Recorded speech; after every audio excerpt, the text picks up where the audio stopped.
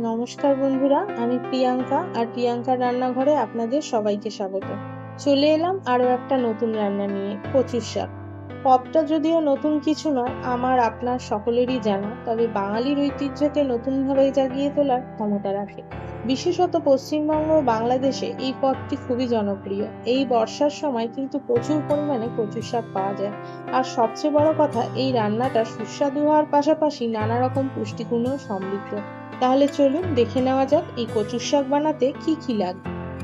প্রথমেই লাগবে কচুর শাক। আমি এখানে 500 গ্রামের মতন নিয়েছি। দেখবেন বাজারে একটু হালকা লালচে রঙের কচুর শাক পাওয়া যায়, সেটা নিয়ে আসবেন। তো বন্ধুরা, শাকটা এখানে আমি বাজার থেকে কাটিয়ে এনেছি। তবে কচুর শাক কাটাটা খুব একটা শক্ত কিছু নয়। বাইরের আঁশটাকে ছাড়িয়ে নিতে হয় আর ছোট ছোট টুকরো করে কাটতে হয়, ঠিক যেমন আমরা কোনো শাকের ডাঁটা কাটি, একদম ওই রকম।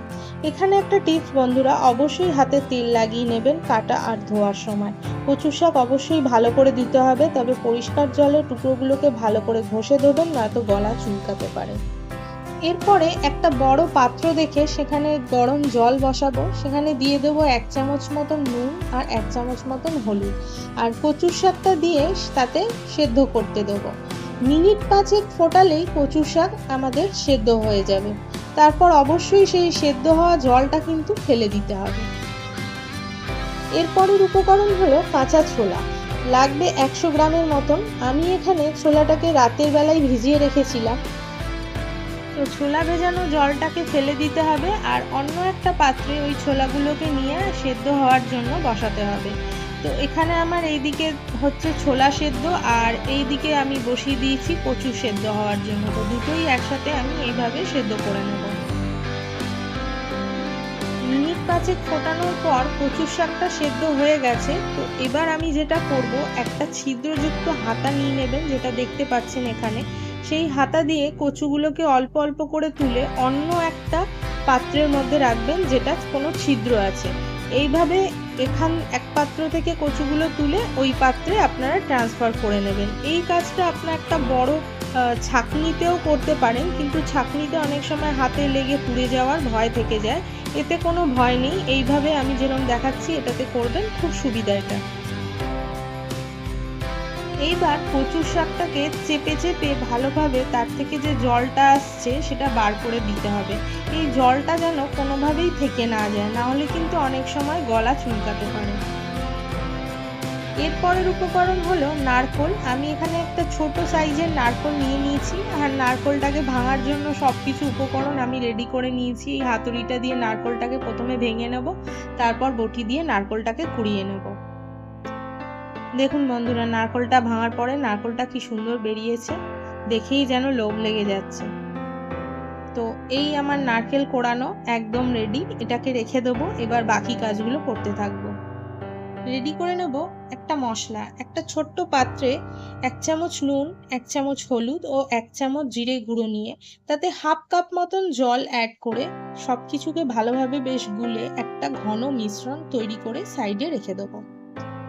এরপরে কড়াইয়ে দিয়ে দেবো 4 চামচ মতন সর্ষের তেল। ফোড়নে দেবো হাফ চামচ মেথি, দেবো 2টো তেজপাতা আর কয়েকটা কাঁচা লঙ্কা ঝালের জন্য। সবকিছুকে একসাথে তেলের মধ্যে ছেড়ে দেবো। তেল থেকে ধোয়া ওঠা শুরু হলেই যে মশলাটা আমরা রেডি করে রেখেছিলাম, প্রথমেই সেই মশলাটা তেলের মধ্যে দিয়ে দেব। আর এই সময় গ্যাসকে হাই ফ্লেমে রেখেই বারবার নাড়াচাড়া করে যাব, যাতে কোনোভাবেই কোনো কিছু পুড়ে না যায়। মশলাটাকে ততক্ষণ পর্যন্ত রান্না করে যাব যতক্ষণ পর্যন্ত না মশলা থেকে তেল বেরিয়ে আসছে। মশলার জল এই অবস্থায় অনেকটাই শুকিয়ে এসছে আর তেলটাও বেশ ওপরে ভেসে উঠেছে, সেটা বোঝা যাচ্ছে। তো এই অবস্থায় আমরা যে কচুর শাকটা সেদ্ধ করে রেখেছিলাম সেটা ওই মশলার মধ্যে অ্যাড করে দেবো। কচুর শাকটাকে মশলার সাথে বেশ কিছুক্ষণ নাড়াচাড়া করব, প্রায় 2 থেকে 3 মিনিট এইভাবেই করতে থাকবো। এরপরে অ্যাড করে দেব সেদ্ধ করে রাখা ছোলা। আচ্ছা, এখানে বলে রাখছি, সেদ্ধ করার পর জলটাও ফেলে দেবেন ছোলার, আর ছোলাটাকে পারলে আরেকবার ধুয়ে নেবেন। আর এইভাবেই মশলার সাথে কচুর শাক আর ছোলা সব কিছুকে বেশ ভালো করে নাড়াতে চাড়াতে থাকবো। আর এই সময় গ্যাসকে মোটামুটি হাই ফ্লেমেই রাখবো। এরপর গ্যাসকে মিডিয়াম ফ্লেমে রেখে ঢাকনা চাপা দিয়ে এই কচুর শাকটাকে কিছুক্ষণের জন্য রান্না হতে দেব। আর এই সময় কোনো রকম জল অ্যাড করার কোনো প্রয়োজন নেই। মিনিট 5 পর অ্যাড করে দেব নারকোল।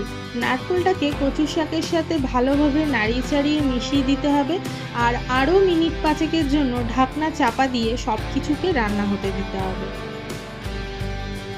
এরই মাঝে বলে রাখি বন্ধুরা, যে যেখান থেকেই আমার এই রান্নার ভিডিওটা দেখছেন, ভালো লাগলে অবশ্যই একটা লাইক করবেন। ইউটিউব চ্যানেল প্রিয়াঙ্কার রান্নাঘর 2024 নামে রয়েছে, চ্যানেলটিকে ইউটিউব থেকে গিয়ে সাবস্ক্রাইব করবেন। আমার ফেসবুক পেজ প্রিয়াঙ্কার রান্নাঘরকে ফলো করে রাখবেন আর আপনাদের মতামত অবশ্যই জানাবেন। সবশেষে দিয়ে দেবো 1 চামচ মতন চিনি। এই অবস্থায় গ্যাস বন্ধ করে ঢাকনা চাপা দিয়ে 5 মিনিটের জন্য এইভাবেই সব কিছুকে ছেড়ে দেব। তাহলেই রেডি আজকের রান্না কচুর শাক। গরম গরম ভাত বা গরম গরম রুটি দুটোর সাথেই দুর্দান্ত লাগে এই কচুর শাক। তাহলে বন্ধুরা আবার দেখা হবে পরবর্তী কোনো ভিডিওতে নতুন কোনো রান্নার সাথে।